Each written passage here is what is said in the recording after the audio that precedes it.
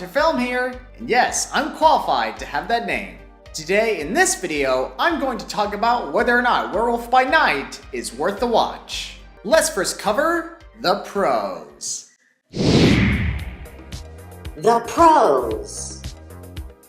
The story in this film was engaging, straightforward, and surprisingly well-paced, considering that this movie has a short runtime. Now, I know some people complained that this movie should have been a bit longer, but to be honest, I don't think this movie should be longer. I think this film gave us a good right amount of time, showing us this whole new side of the MCU. Making this film longer would have made it less exciting and a bit more of a drag.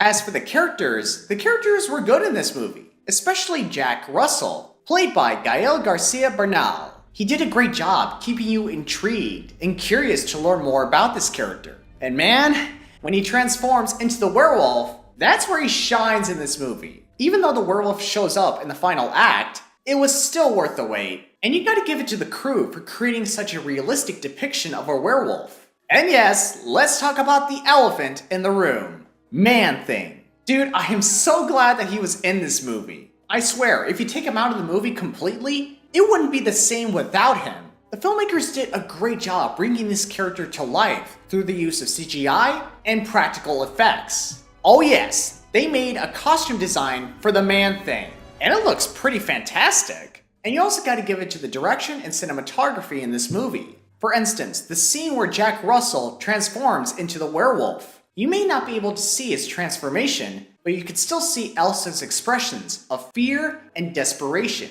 as she's seeing something so monstrous that there's no escape. And this scene wouldn't be as good if it weren't for also the score.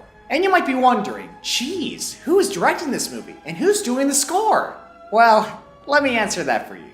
The director of this movie and the composer of this score is none other than Michael Giacchino. Oh yes, baby, this is his first directing movie, and I think he did an impeccable job. I love monster movies because they're such allegories for feeling different from everyone else. With Michael Giacchino, directing and composing, we get to lean into the style of the monster movies of the 1930s. One of the world's greatest film composers, taking a step into the director's chair, that's where the excitement and uniqueness comes from. Alright, we've covered the pros in this movie. How about we go over the cons? The cons. Now for this section, I do have a few in mind, but I don't think it's enough to make this movie bad. It's mostly nitpicks. For one, the supposed villain in this movie was laughably over the top and annoying at times. Now I don't mean any disrespect to the actress, but her character just comes off as a joke. It's a bad joke. Also, some aspects of the CGI effects were good, but there were other times where the CGI effects looked standard at best, even with the black and white color scheme. And finally, I wish they would have made the hunting sequence a bit longer. I get that this movie has a short runtime, but I would have loved to see these hunters fight each other and see how they would fare against the Man-Thing. But despite this, I still thought the hunting sequence was entertaining and thrilling. Also, on a side note, how did Elsa survive this injury? The stone is mine! How is she still alive? Explanations, anyone? I don't know. I don't know. Now, it's time to answer the question. Is Werewolf by Night worth the watch?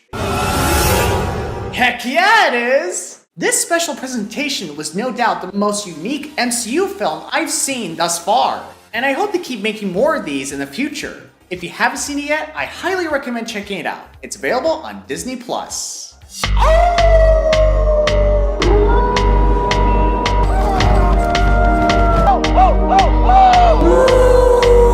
Just stop! Okay? Okay, Gregory, take it easy. Jeez, take a chill pill. Take a chill pill.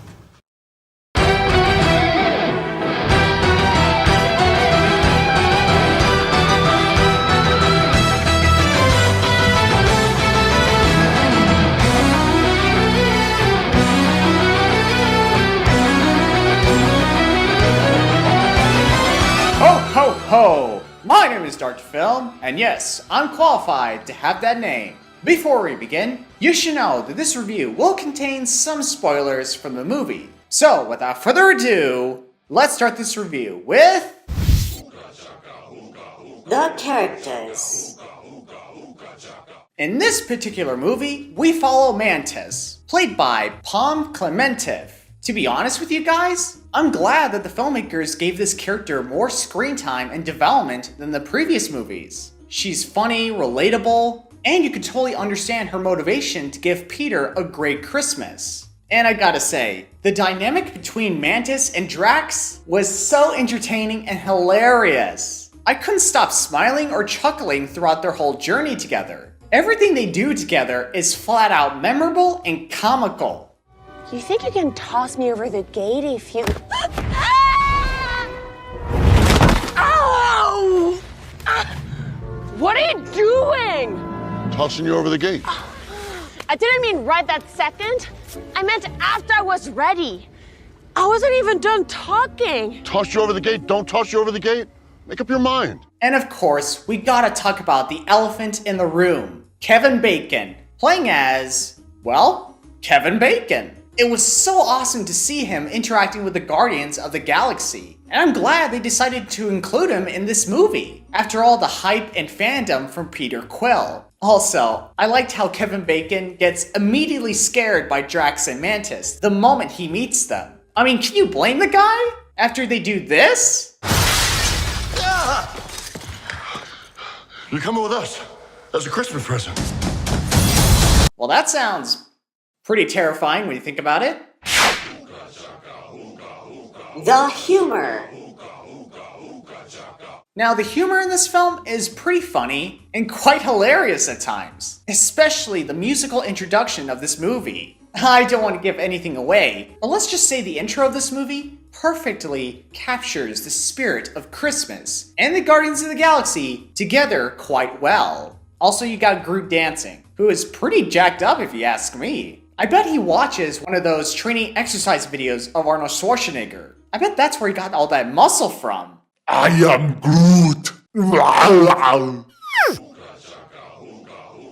The story. Now I know what you're thinking. Dr. Film, is this film important to watch? You know, for the sake of the whole story of the MCU? Well, to answer that question, no, not really. But I wouldn't say it's not worth your time.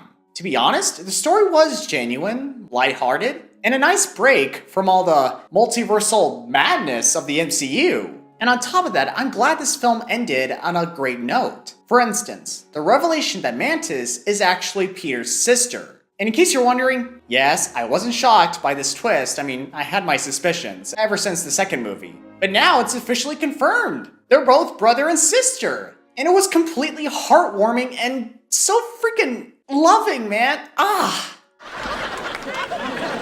was beautiful! Overall, my friends, this was a fun-filled Christmas adventure film that no one expected. Even though this particular film isn't as grand or big as the previous Marvel movies, I still thought it was worth the watch. And I'm pretty sure that kids and families can enjoy watching this film in time for Christmas. The Guardians of the Galaxy Holiday Special scores an 8 out of 10. Hit it! Jingle bells, jingle bells, jingle Woo! all the way. Yeah! Oh, what fun it is to ride in a one-horse open sleigh. Jingle bells, jingle all the way. Oh, what fun it is. Oh! I think he meant to swing there. Bye. Jingle